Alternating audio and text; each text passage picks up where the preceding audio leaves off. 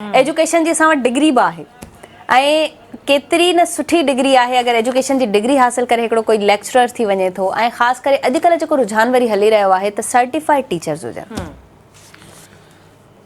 Sindh government जेको इहो क़दम खयो आहे इहो मुंहिंजी नज़र में तमामु तमामु तमामु घणो साराह जोॻो आहे। जी असां वटि मसइलो छा आहे जो असां नई शइ खे क़बूल करण लाइ तयारु न हूंदा आहियूं।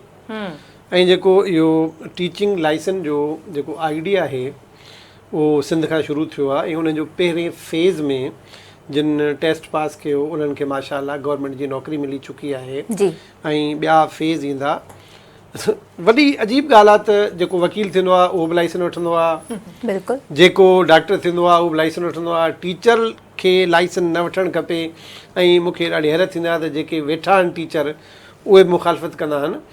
त जेको लाइसेंस वारो कमु आहे उहो तमामु सुठो आहे ऐं उन मां जेका तव्हांखे महारतूं थियनि थियूं ऐं ख़ासि तौर ते तव्हांखे जॾहिं इहो सर्टिफिकेट मिले थो त उहो मुंहिंजी नज़र में तमामु घणो तव्हांजे लाइ आनर जो सबबु थिए थो त तव्हां सर्टिफाइड टीचर आहियो। ऐं सिंध गवर्नमेंट खे हिते घुरिजे त इन्हनि टेस्टुनि खे आम करे, छाकाणि हिकु दफ़ो टेस्ट थी आहे वरी टेस्ट कोन थी थिए।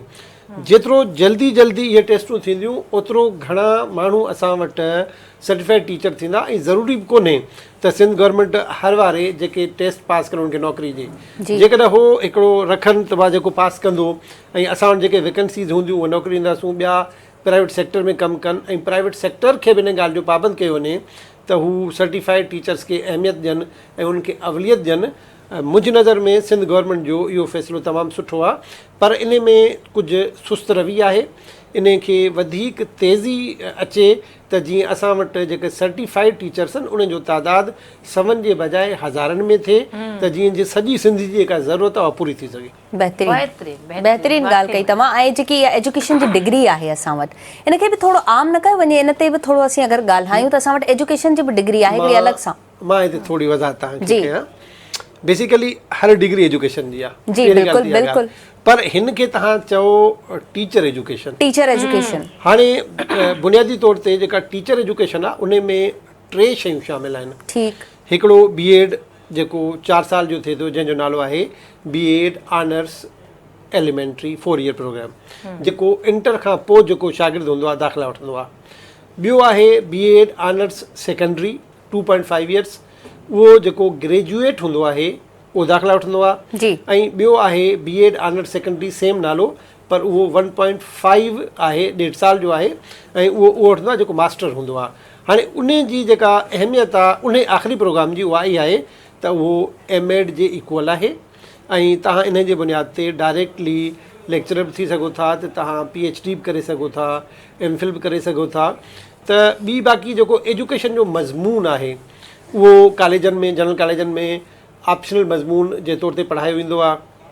उन खां सवाइ जेका BS या मास्टर्स जेका आहे उहा बि एजुकेशन जे में थींदी आहे। त तव्हां जेका ख़ासि ज़िक्र कयो उहो कयो टीचर एजुकेशन जो। ऐं टीचर एजुकेशन उहा आहे जंहिंसां उस्ताद जी नशो नुमा थींदी आहे। तव्हांखे मां हिते हिकिड़ी ॿी वज़ाहत कयां, असां चवंदा आहियूं उस्तादनि खे तरबियत ॾियणु।